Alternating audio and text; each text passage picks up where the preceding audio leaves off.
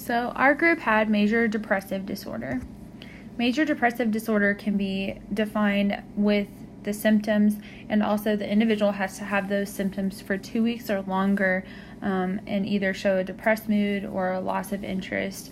Some of those symptoms are sleep deprivation, lack or of excessive eating, lack of energy, lack of concentration, poor self-image, and thoughts of death or suicide.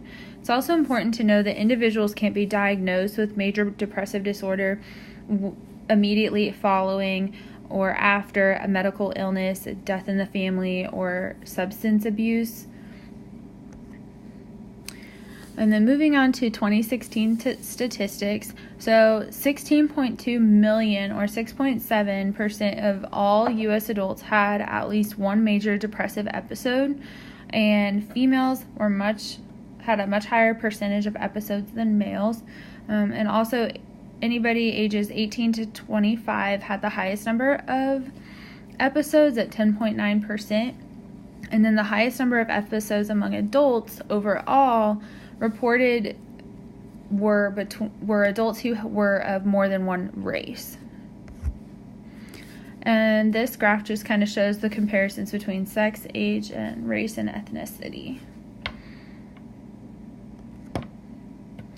So then moving on to treatments or therapies and medications. So there were 3 main treatment forms, and that was medication, using a health professional, or a combination of medication and the health professional. And then these graphs also show the percentage of no treatment being given to these individuals.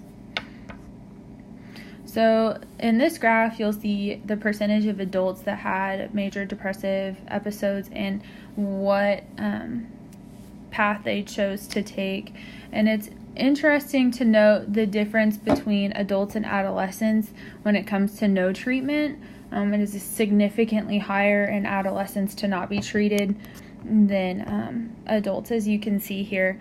Also, there's a huge significant difference between the choice of the combined health professional and medication from adults to adolescents. It's very divided between health professional only and the combined health professional and medication.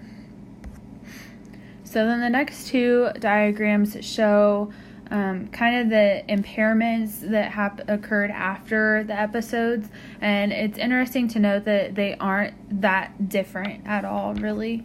So this is the adolescence one, and then